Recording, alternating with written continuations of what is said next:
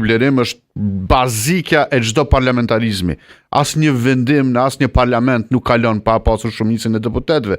Çdo ku në botë grupet lobojnë, diskutojnë, flasin dhe merren vesh për cilin do vendim që duan ta kalojnë në mënyrë arbitrare. Asnjë deputeti kudo në botë, bile edhe në vendet më jo demokratike, nuk mund t'ja imponosh kandidatin veç pse ti po ke shef, pa pasur para prakish konsultim dhe diskutim, negocim dhe pajtim. Kush po imponon? Vendimi i gjykatës kushtetuese apo vendosja? Gjykata kushtetuese nuk thotë që duhet, nuk i obligon deputetët ta votojnë. Jo, është interpretim dhe kitë drejt interpretim. Cila pjesë e gjykatës kushtetuese e obligon një deputet që të votojë kundër vullnetit ti? Do të ishte shkelja më e madhe antikushtetuese dhe e demokracisë nëse vendimi i gjykatës kushtetuese obligon deputetin me votu kundër vullnetit ti. Kjo është bazika e demokracisë. Ne i votojmë ata që ta përfaqësojnë vullnetin e tyre aty, jo që tua imponoj një vendim i gjykatës kushtetuese vullnetin.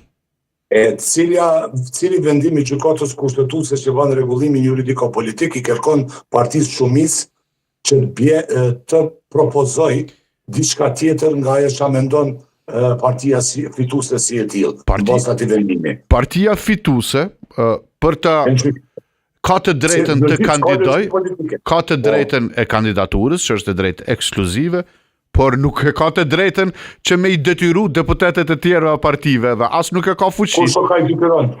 Po ideja, qasja e tillë është përpjekje për me i detyru, kur i thua jo parimor një deputeti që ka marrë vullnetin e popullit dhe ka marrë votën e popullit, pikërisht për mos ju nështru vetëvendosjes dhe ti e quan jo parimor, i bie që dikum jemi duke ja huq Blerim. Jo, nuk besoj që në ato ja huq. Jo parimore kish me qenë nëse deputetet e partive tjera, cilat kanë marrë votën e qytetarëve, për të mos më ju nënështru vullnetit të vetëvendosjes, do t'i nënështroheshin për çështje të përfitimeve në pushtet. Në atë moment do të mund t'i quanim jo parimor, kontrabandues, shitës të vullnetit të popullit, tradhtare, shumë çka tjetër. Por me qëndru stoik karshi vullnetit që ta ka dhënë qytetari dhe me e qujt jo parimor një deputet, më duket pak që ju hyre në hak. Mirë, pesho që more pak si për zemër këtë punën e konstituimit kuvendit atë.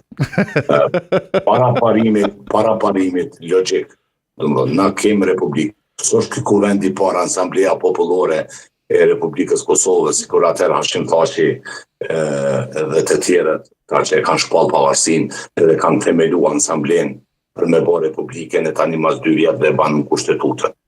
Jo është legislatura non, Arben. Pashemësia dhe logjika thotë para vullnetit dhe zgjedhjeve ekziston rregullimi kushtetues.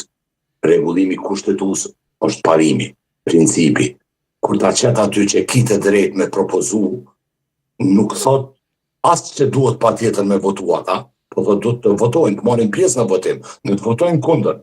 Kemi blokad kur votojnë kundër. Po nuk e kam pa une me zor, apo të imponu.